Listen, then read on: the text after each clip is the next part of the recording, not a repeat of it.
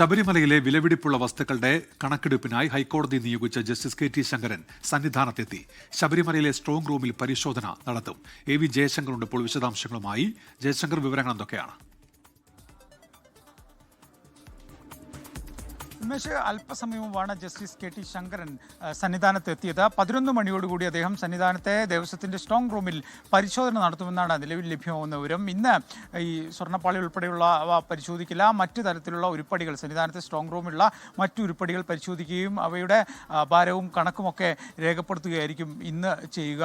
ഒപ്പം തന്നെ നാളെ ആയിരിക്കും ഈ ചെന്നൈയിൽ നിന്ന് അറ്റകുറ്റപ്പണികൾ പൂർത്തിയാക്കി സന്നിധാനത്ത് എത്തിച്ച് നിലവിൽ സ്ട്രോങ് റൂമിൽ സൂക്ഷിച്ചിരിക്കുന്ന ദ്വാരപാലക ശില്പങ്ങളുടെ പാളികൾ പരിശോധന നടത്തുക. ഈ പാളികളിലാണ് വലിയ തോതിലുള്ള വിവാദവും അവ്യക്തതയൊക്കെ ഉള്ളത്. ഇത് ഡ്യൂപ്ലിക്കേറ്റ് ആണ് ഉണ്ണികൃഷ്ണൻ പോറ്റി സന്നിധാനത്ത് എത്തിച്ചതെന്ന ആക്ഷേപം ഉൾപ്പെടെ നിലനിൽക്കുന്ന സാഹചര്യത്തിലാണ് ഇത്തരത്തിൽ കോടതി നിയോഗിച്ച ഒരു അമിക്കസ് ക്യൂറി ഈ വിഷയവുമായി ബന്ധപ്പെട്ട ഒരു പരിശോധന നടത്തുന്നത് നിർണായകമാണ്. എന്തായാലും നിലവിലെ ക്രമീകരണം അനുസരിച്ച് ഇന്നും നാളെയും സന്നിധാനത്തെ പരിശോധന, അതിനുശേഷം തിങ്കളാഴ്ച ആറന്മുളയിലെ ശബരിമലയുടെ പ്രധാന സ്ട്രോങ് റൂം പരിശോധിക്കാനാണ് നിലവിൽ ആലോചിക്കുന്നത്.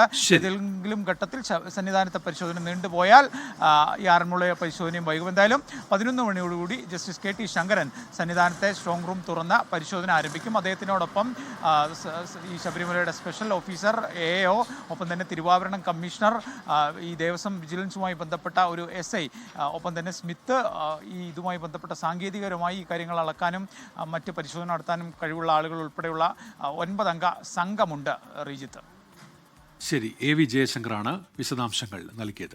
ലോകത്തെവിടെയായാലും ഏത് സമയത്തും 24 വാർത്തകളും ഓഗ്മെന്റഡ് റിയാലിറ്റി പാക്കേജുകളും എക്സ്പ്ലെയിനറുകളും വിശദമായി കാണാൻ ഞങ്ങളുടെ യൂട്യൂബ് ചാനൽ നിങ്ങൾക്ക് സബ്സ്ക്രൈബ് ചെയ്യാം.